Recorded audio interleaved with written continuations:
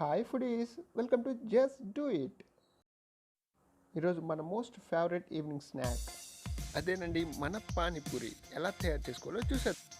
ఇది పూర్తిగా మన తెలుగు వాళ్ళందరికీ నచ్చే tastiest panipuri. This is one of the latest most evening snack. ఆలస్యం చేయకుండా తయారీ విధానం ఎలాగో చూసేద్దాం.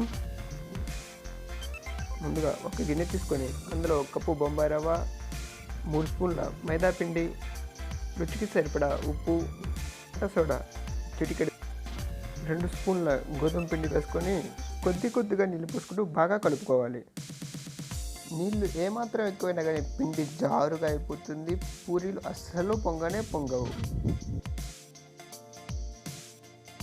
చూడండి, ఇలా బాగా కలుపుకున్న తర్వాత పిండి మనం వేళ్ళు పెట్టి ఒత్తితే చాలా సాఫ్ట్గా అనిపించాలి.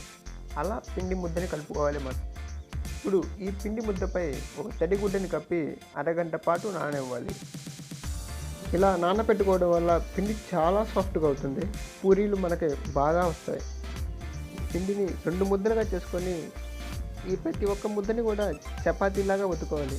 చపాతీలా అంటే మన గోల్డ్ కలర్ 5 రూపాయల కాయనంత మందంగా ఒత్తుకోవాలి. అప్పుడే మనకు పూరీలు బాగా పొంగుతాయి. ఈ కటింగ్లో నాకు కొంచెం మందంగా వచ్చినాయి. Forget this. ఇప్పుడు పూరీ కటింగ్ కోసం మరీ చిన్నది కాకుండా మరీ పెద్దది కాకుండా ఏదైనా మధ్యస్థంగా ఉండే షేప్ని తీసుకుని ఇలా కట్ చేసి పెట్టుకోవాలి. వీటిని ఒక 10 నిమిషాల పాటు గుడ్డపై ఆరపెట్టండి. ఇప్పుడు లోతు ఎక్కువగా ఉండే ఒక ఐరన్ బాండీలో నూనె పోసి బాగా వేడెక్కిన తర్వాత మాత్రమే ఈ మనం ఒత్తుకున్న పూరీల్ని వేసుకోవాలి. పూరీల్ని వేసుకున్న తర్వాత మంటని సిమ్లో పెట్టుకోవాలి. ఏమాత్రం హై ఫ్లేమ్ మీద పెట్టినా పూరీలు త్వరగా కాలిపోయి మాడిపోయి లోపల పచ్చిగా ఉంటుంది. అస్సలు క్రిస్పీగా రావు. సో మీరు ఈ పూరీలు అన్నీ అయిపోయేంత వరకు కూడా మీ స్టవ్ని మీడియం ఫ్లేమ్లోనే పెట్టుకోవాలి. ఇది తప్పకుండా పాటించాలి. చూసారు కదా ఫుడీస్, పూరీలు ఎంత బాగా పొంగాయో. మీరు కూడా పక్కా కొలతలతో చేసుకుంటే పూరీలు ఇలానే పొంగుతాయి. ఏమాత్రం తేడాగా చేసినా కానీ పూరీలు అస్సలు పొంగవు. మనం పూరీలు అన్నీ వేసుకున్న తర్వాత అవి ఖచ్చితంగా 1 గంట పాటు గాలికి ఆరనివ్వాలి. అప్పుడే అవి క్రిస్పీగా వస్తాయి.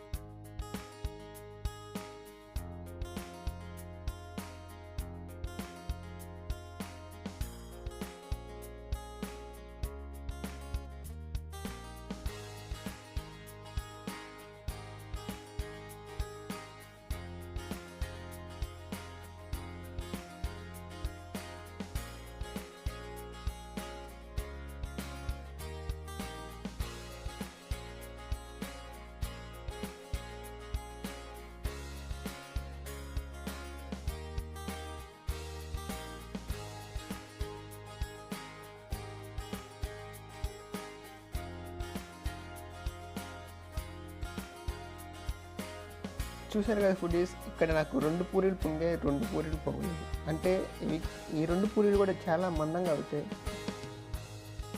సో ఫైనలీ పానీపూరిలో పూరి ఎలా తయారు చేసుకోవాలో చూసాం కదండి. సో నాకైతే ఆల్మోస్ట్ అన్ని పూరీలు బాగానే వచ్చినాయి. కొన్ని మాత్రమే కొన్ని పొంగలేదు. అవి కూడా చాలా మందంగా వచ్చాయి.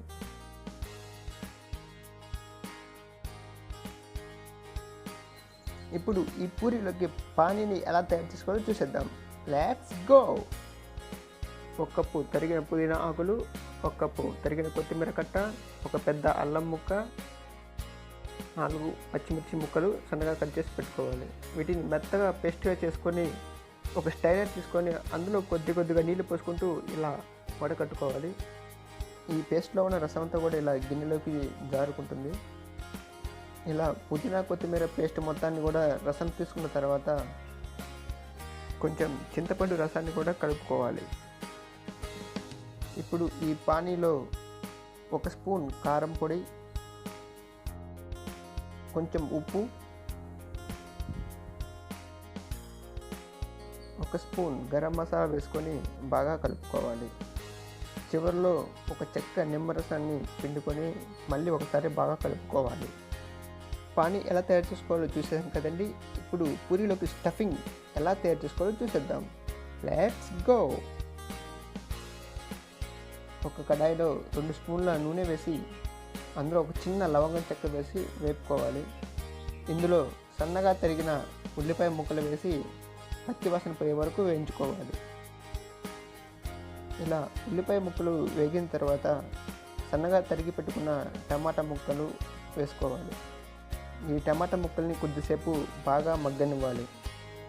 అప్పుడే మనకి ఆ టమాటా రసం అనేది స్టఫింగ్కి బాగా పడుతుంది, మంచి టేస్ట్ వస్తుంది. ఇలా టమాటా ముక్కలు బాగా మగ్గిన తర్వాత ఇందులో ఒక స్పూన్ కారం,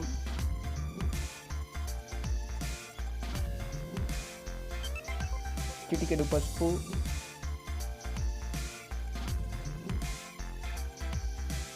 ఒక స్పూన్ చాట్ మసాలా వేసుకొని బాగా కలుపుకోవాలి.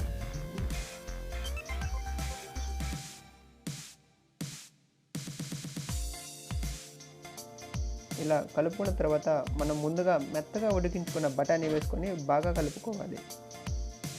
ఈ బఠానీ గింజల్ని ముందు రోజు రాత్రి నీళ్ళల్లో నానబెడితే చాలా మెత్తగా ఉడుకుతాయి.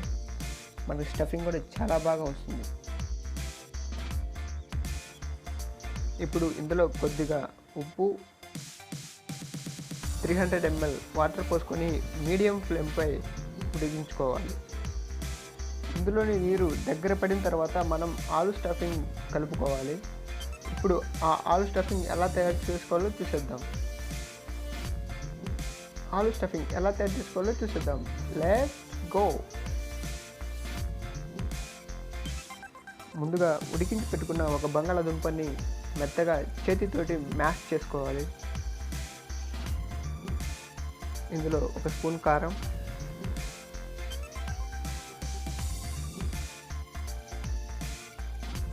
చిటికెడు పసుపు, ఒక స్పూన్ చాట్ మసాలా,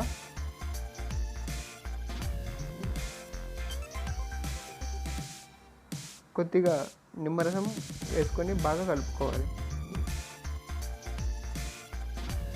ఇలా కలుపుకున్న మిశ్రమాన్ని ముందుగా ఉడికించి పెట్టుకున్న బఠానీలో వేసుకొని కలుపుకోవాలి.